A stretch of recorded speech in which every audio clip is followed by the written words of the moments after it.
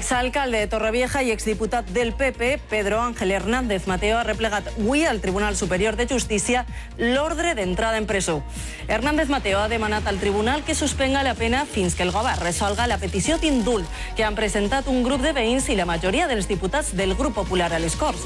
L'exalcalde està condemnat a 3 anys de presó per falsedat documental i prevaricació en l'adjudicació de la recollida de fem a Torrevieja. També es demanen que paren molta atenció a les paraules que ha gastat el conseller d'Economia per a descriure quin ha de ser, al seu parer, el futur del servici públic de ràdio i televisió en Valencia.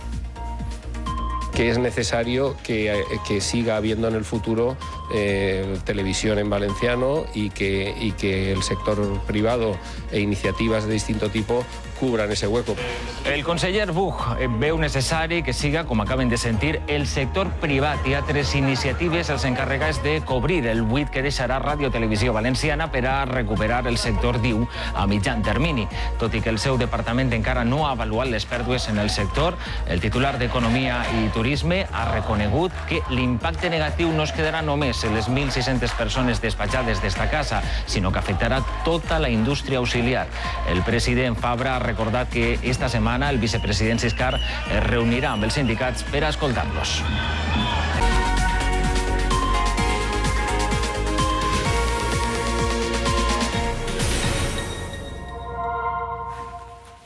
Comencem. L'exalcalde de Torrevieja i exdiputat del PP a les Corts, Pedro Ángel Hernández Mateo, ha demanat que se suspenga la seva entrada a la presó mentre resol la seva petició d'indult. Este matí, Hernández Mateo ha replegat a València l'ordre que dicta el seu ingrés penitenciari.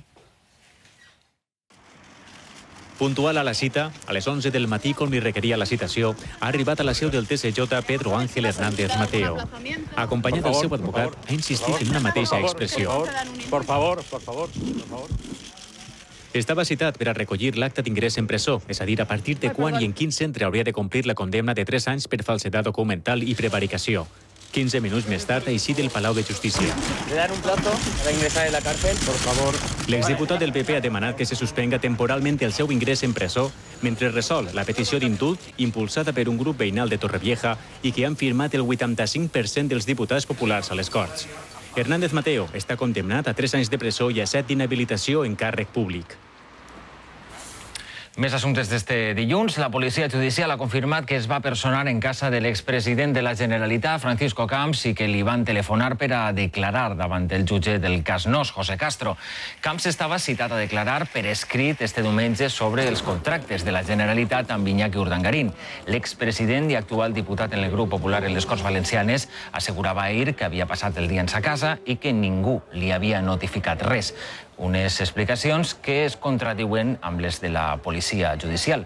El jutge Castro ha anunciat que tornarà a citar-lo. El conseller d'Economia ha lamentat este matí la situació sobrevinguda, diu, que suposa el tancament de Ràdio Televisió Valenciana per al sector. A més, confirma que el buit de la televisió pública haurà de ser cobert per la iniciativa privada, diu. Tot i que el seu departament encara no ha avaluat les pèrdues en el sector turístic de la Comunitat Valenciana, el titular d'Economia i Turisme ha reconegut que l'impacte negatiu no es quedarà només en les 1.600 persones despatxades d'esta casa, sinó que també afectarà tota la indústria auxiliar. Es una situación que no es deseable, que lamentablemente se ha producido por una circunstancia sobrevenida, que va a tener lógicamente un impacto negativo, no solo en las 1.600 personas que trabajaban en Radio Televisión Valenciana, sino en el sector auxiliar que les suministraba, pero también es cierto que es necesario que siga habiendo en el futuro televisión en valenciano y que el sector privado e iniciativas de distinto tipo cubran ese hueco.